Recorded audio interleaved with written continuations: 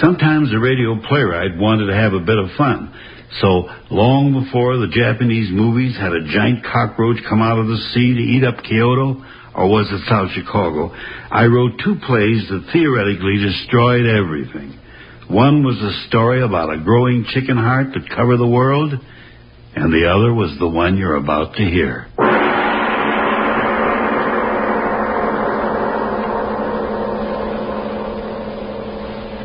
Lights out.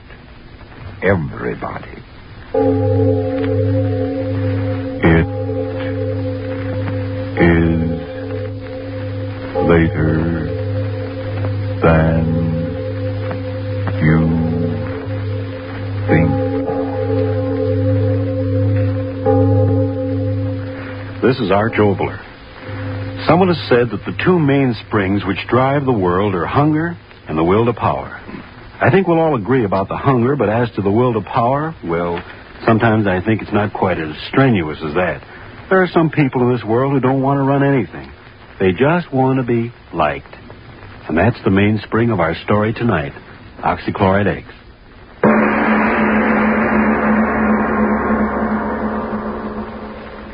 So, I says to him, I says, well, sir, I'd like to be obliging, but I really haven't got the time. And he says to me, well, Mr. Jackson, after all, we're making this proposition only to a few outstanding student representatives on the campus. And we do feel you should be interested in our proposition. Well, So, what did you say? well, I said, mister, I can't be bothered. Just can't be bothered. And I gets in my car and off I goes. But, Bob, free clothes just for wearing them around the campus. Listen, Stan, my boy, what I want to be a clothes horse for any old haberdashery. My old pappy's got more money than he knows what to do with. Now, what for, I ask? Well, I guess you got something there. Say, who are you going to take to the dance Saturday night? Haven't made up my mind. How about that new number over at the Roto House? No, thank you, brother. What's the matter? Well, did you ever take a look at her feet?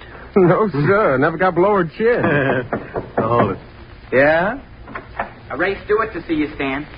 Yeah. Send him on up. Ray Stewart. Who's he? Well, we're still short one pledge, aren't we? Oh, yeah, I know, but Ray Stewart, who is he? Oh, I met him over in chemistry. Got a mind like a textbook. Oh, but who is he? We can't pledge a man just because he's a grind. Well, we could use a few grinds around here. Exams come around, there's nothing like a few of those brainy boys to pull us through. But who is he? Where's he from? Who's his family? Who's his Hold it. Come on in, Ray. Oh, thank you. Oh, it was good of you to bother to come over tonight. It was good of you to ask me. Oh, not at all. Ray, I want you to meet the president of our house, Bob Jackson. Mr. Jackson, Mr. Stewart. I'm certainly glad to make your acquaintance. I might as well admit this is the first time I've ever been in a fraternity house. Really? Sit down, Ray. Make yourself at home. Oh, thank you. Now, tell me, Ray, do you ever go in for any sports back in your prep days? Oh, no, I've never had much time for that sort of thing. No? No, I think that sports should be put into their proper place. After all, I'm sure you agree they aren't particularly important. No? And what, might I ask, is important in your estimation, Mr. Stewart? Doing things. Being someone. What? Doing things man's never done before. Taking the elements and transmuting them into things which never existed until you thought of them. That's important. That's being almost godlike, isn't it? Mister, how you talk. Oh, sorry, I get sort of carried away. Yeah. Well, that's all right. Bob, this boy sure knows his chemistry. Huh? Oh, I really don't know so much. Say, I ought to know better. You pulled me over some tough spots in this course. I'm very glad to help you whenever I can. If I lived here, I could help you all the time. I could help you too, Mr. Jackson. If I need help, I know where to get it. Oh, I didn't mean to offend you. It's all right, Stewart. Now, tell me, you're from around Chicago way, aren't you? Oh, no, Milwaukee. Lived there for years. Don't tell me I'm one of those brewing families. Oh, no. We're not wealthy people at all. My father runs a small business. It isn't much, but we get along. Oh. I don't think money's important anyway if a person's ambitious. Do you, Mr. Jackson? Oh, no. What's money? You fellas may think this funny, but I always thought it's more important what a fella does than what he has. I've always had the feeling that someday, somehow, I'm going to do something really important. Maybe even miraculous. Well, now, what do you expect to do? Discover the missing link? Yes, Stuart. What is this miracle you expect to perform? Well, I don't know exactly. Ever since I've been just a kid, I've been interested in chemistry, and I've had a feeling that someday will perform an experiment, mix certain chemicals together, and something would happen that never happened before. Now, you hear that, Stan? A miracle man. Amazing, my dear Bob. Simply amazing. I know it sounds silly, but things I dream about always seem to work out. Well, would you mind telling us the last miracle that worked out? Well, this. This? Oh, what do you mean? Well, as long as I can remember, I've always wanted to belong to a fraternity, and here I am. I mean, you invited me. Well, just a minute there, fellow. Mr. Stewart, it's been awfully nice of you to come over and visit with us, and someday we'll have you back again. But now we've got some studying to do, so if you don't mind... Oh, no, not at all. It was nice of you to invite me over. Well, good night, fellas. Good night. Good night. Hold the screwy crackpot. Yeah. Did you see the look in his eye when he was talking about miracles? Yeah. Well, it'll be a miracle if he ever gets back into this house again, I'll tell you that. What in the world ever made you ask him over here? Well, I didn't know. How was I to know he's a crackpot? Pledge him to our fraternity. Pledge him to the booby hatch.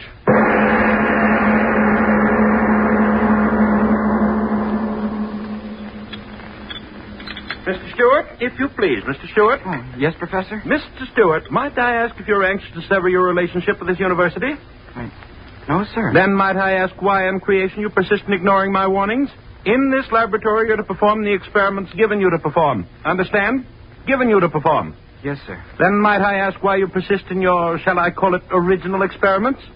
Perhaps it's your intention to blow up the university. Or just the laboratory. I'm sorry. You'll be more than sorry if I find you doing this sort of thing again. Now, take down this apparatus and continue with the work in your textbook. Yes, sir. This is my last warning, so bear it in mind. Oh, hello, Stuart. How about loaning me your notebook for a few hours? Oh, hello, Jackson. You haven't been to lab much, have you? No, I haven't, but I can make it up. Well, we've been pretty busy over at the house. Initiations and all that sort of thing. Yeah. Jackson. Yeah? You, never invited me back. I thought maybe you forgot. Oh, well, you know how those things are. I wrote my mother that I was joining your fraternity. Well, that was a sap thing to do. Was it? Well, we hadn't pledged you. Stan simply invited you over so I could talk to you. But you said you wanted me to come back. Oh, now, look here, fella. Don't be stupid about this. We didn't pledge you, so that's that. You're not going to pledge me? Certainly not. But why? I don't have to tell you why. But you've got to tell me. Oh, quit pawing me, will you? All right, you're asking for it, so here it is. We didn't pledge you because we think you're a crackpot. A what? A crackpot. You talk about miracles. You spend every minute of your time here in the lab monkeying around with things you don't know anything about, getting yourself in all kinds of trouble. Yeah, and you look like a first-class screwball. But I'm just trying to make... Yeah, whatever it is you're trying, it isn't normal. I'll bet you never had a glass of beer in your life. And if a girl ever looked at you, you'd fall over in a faint. Then you're not going to pledge me? You're not going to pledge me? No, we're not going to pledge you. So if your mom expects you to be in a fraternity, you better start cooking up one of those miracles, fella. A first-class miracle.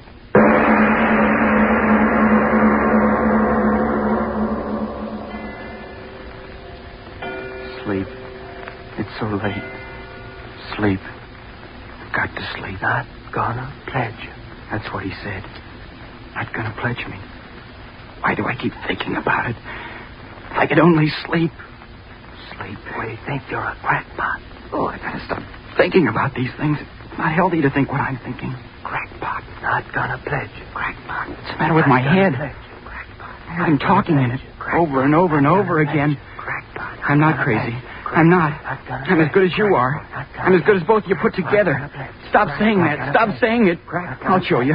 I'll show you both. I'm better than you are. I'm better than anybody. I'll show you.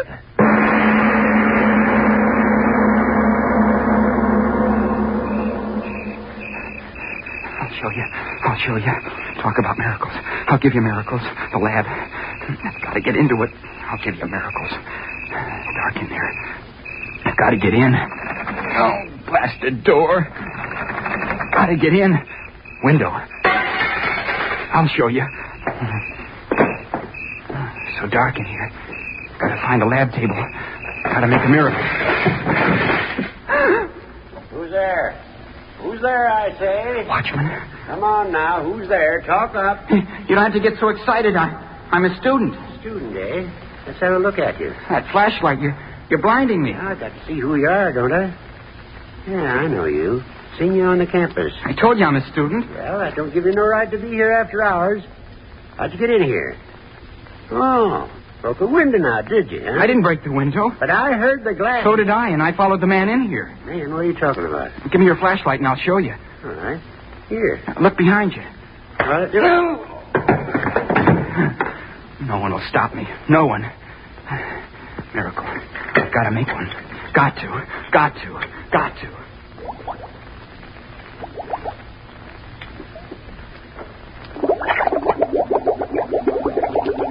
10 cc barium. 5 cc selenium oxychloride. Oh, good. You're working out just as I planned. Who's there? Who's that working back? Professor. Oh, it's you, Stuart. And after all my warnings. You're just in time, Professor. Yes, just in time to have you thrown out of the university. What are you doing there? What is this mess of equipment? It's my miracle. Miracle? What are you talking about? My miracle. Are you insane? Take it apart, all of it, at once. Listen to it bubbling. Beautiful sound, isn't it, Professor? Take it apart, I tell you. Empty out the retort. No, I've got to wait. Are you mad? Turn out the burners. All right, I'll turn them off for you. No, stay where you are. Hey, wait. Put down that acid. I'll smash the bottle on your head if you touch anything on the table. No, don't throw it. Put the bottle of acid down, Stuart. Please. My experiment. My miracle. Bubbling and boiling and stewing. It will work, Professor. It's got to work. But what is it? I told them I'd create something that no other man has. I told them. And I will, Professor. You hear me? I will. But what? A solvent. A solvent more powerful than anything the world has ever known. What do you mean? What are you talking about?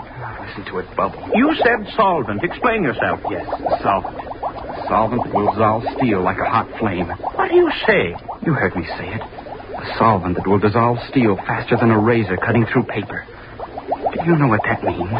Run a line of this liquid across a steel girder, and the girder will crumple like a falling tree. Pour some of my solvent into a glass shell and bomb the cities. I tell you, it'll make war too horrible for men to endure. You crazy boy, you. You know what you're talking about? I'm talking about that. That liquid there. Listen to it. Listen to it sing. Why, no such solvent exists. Selenium oxychloride, perhaps, but to do the impossible things you talked about would require a quantity so... Oh, the beaker. It cracked. No, do something. That liquid's flying all over my bench, my laboratory. The stone of the bench.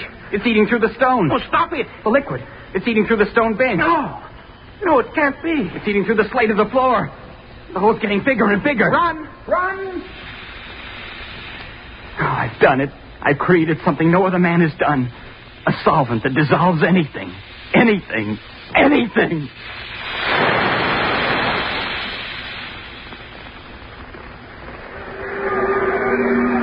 what happened? What's the matter? The lamp. I guess it's on fire. Well, where's the fire? I can't see anything. The whole school's out here.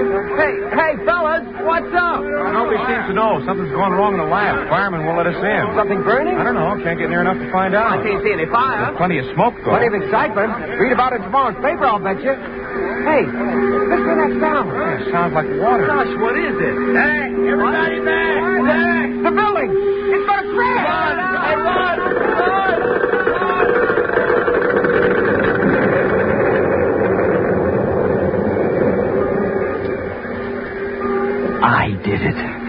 I did it. A solvent that dissolves anything. Anything.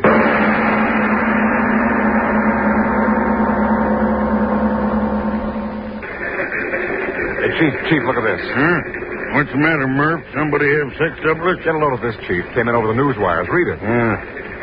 Additional on Whitmore University. Mysterious cavity on campus growing larger hourly. More follows. Mysterious cavity.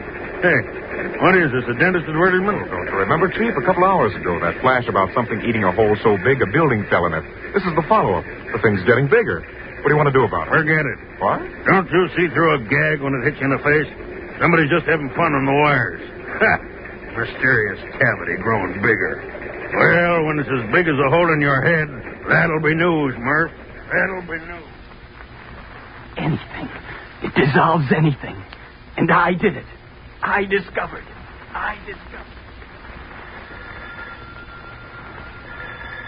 Yes. Hello. What is it? Yes, this is Dr. Whitmore. Who is this? Who? National News Service. Now, look here, my good man. It's 4 o'clock in the morning, and I'm supposed to be resting. My vacation, you know. What? My university. Building collapsed. But are you sure? Yes, I'll call them long distance at once. No, I can't give you any sort of statement now. Hang up, man. I've got to get the operator. Operator. Give me long distance. Give me... What? Long distance is calling? Well, put them on. Hello. Yes, this is he. Rogers? Yes, Rogers. What? Did? That's impossible. Larger? But how could it grow larger? Chemicals? Are you drunk, man? Insane? It's impossible. But you must do something. Listen, mister. I'm a fireman, not a magician. But that hole, it's 20 feet wider than it was 10 minutes ago. Mister, I don't know what it's all about. No fire and the ground's burning right away. We have $5 million worth of property on this ground. If that whole For spread... Pete's sake, leave me alone, will you? We've been throwing water on the edges of the thing ever since the building fell in, but it don't do no good. Gentlemen, listen to this out of tonight's paper. The latest news on the Whitmore University mystery. What at first was treated lightly by all newspapers as either a hoax or a shifting of earth stratum has now developed into an authentic yet unbelievable situation. The hole, which began at the site of the chemical laboratory building, is now 300 feet in diameter and spreading with unbelievable rapidity. Fire departments and fire experts from all neighboring communities within a radius of 100 miles have been called in, but have been helpless to combat the rapidly spreading pit. Many conflicting theories have been propounded as to the cause of the cave-in, but at last reports nothing definite had been determined. That's enough, Professor Parker. What about the solvent? Yes. Unbelievable, unexplainable as it is apparently self-regenerating and oxidizing anything it comes in contact with so quickly that we see no fire but only the rapidly growing cavity where the earth is being consumed. But, Professor Parker, what is this solvent? Surely you don't expect us to believe that this student you were telling us about... I mean exactly that. Oh, preposterous. It's a fault in the structure of the earth. There is no such thing as a self-regenerating solvent. Simple cave-in, that's all it is. Gentlemen, if you please. What I know. Oh, it's preposterous. Gentlemen, if you please. If my professional reputation is not enough to substantiate what I've said, then at least you'll listen to the boy himself. He's here. Listen to him. Well, why should we? Yes, gentlemen, if you'll listen, I'll tell you. You'd better listen to me. Gentlemen, please. What Professor Parker said is true. It is a solvent. It dissolves anything it touches quickly, furiously. And the byproducts of that dissolution give it new strength and movement. And I discovered it, gentlemen. I know, but what will happen? What can we do? We can wait. Wait? How can we wait? Look out there. The hole's within 2 feet of another building already. We've got to stop it. At once. If you don't... The building. The foundation's undermined. Crashing.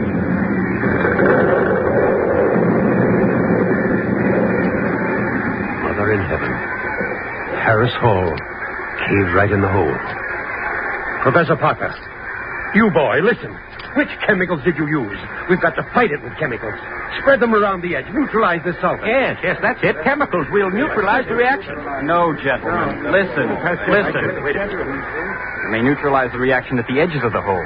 But you forget one thing. What? What are you talking about? The solvent is eating downward at many times the rate it's eating outward. You may neutralize the reaction at the edges of the hole. But have you forgotten? It's eaten the hole 1/4 mile deep already. And it's eating into the earth faster and faster. How are you going to stop that? Faster and faster at an ever-increasing rate, this strange cancer on the surface is eating away. It is now approximately 14 hours since the phenomenon began, and already it has eaten outward a distance approximately 1 mile in diameter, with a resulting damage of over 1.5 million in property. Truly, the most astounding factor in this catastrophe is the fact that the hole is increasing in depth at an unbelievable rate. At our last reports, approximately 10 minutes ago, the pit had reached a depth of approximately 3 miles, and experts apparently refuse to predict how much further this earth cancer will go. What only a handful of hours ago was a quiet section of the country in which stood the Whitmore University is now a great gaping pit in the surface of the earth, out of which rise strange noxious gases as that burning something eats deeper and deeper and deeper into the bowels of the earth. The latest sonic recordings indicate that the shaft has now reached a depth of 11 miles, 2,342 feet. I'm right on the scene and will continue to send reports as quickly as I get them. Sure is a crowd here. Yeah, 500,000, they say. Yeah, watching and waiting. And for what? Ain't it ever going to stop, Stan? Don't ask me. I don't know. It's going deeper and deeper every minute. There ain't no stopping it. Listen to them. Scared, ain't they? Every one of them. Well, aren't you? Yeah, sure. That hole going deeper and deeper into the ground, and nobody can stop it. And what happens when it gets all the way through, nobody knows. Sure, I'm scared. Scared plenty. Earthquake. Help. Send help. Volcano erupting. City on fire. Martial law declared. Tidal waves sweeping inland. Nothing can stop it. Nothing. Nothing. Earthquake. Fire. Tidal waves. We're coming to an end. Judgment of God. Judgment of God.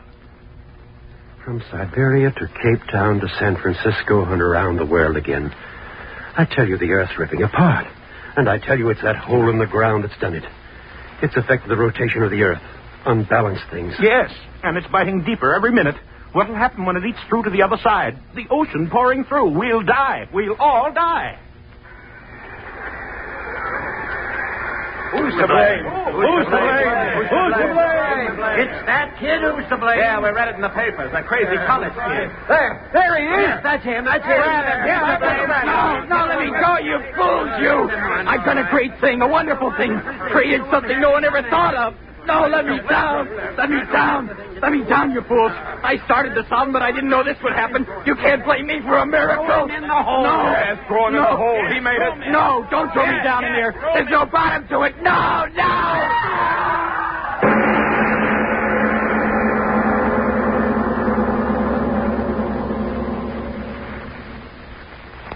Here, put him down here on the grass. Dan? Yes. Boy, oh boy, will this be a sensation on the campus. But, Watchman, how did it happen? Well, I'm making my rounds of the grounds as usual, and all at once in the moonlight I see this fellow walking across the grass. So I go up to him and I see the fellow's walking in his sleep. In his sleep? Yeah.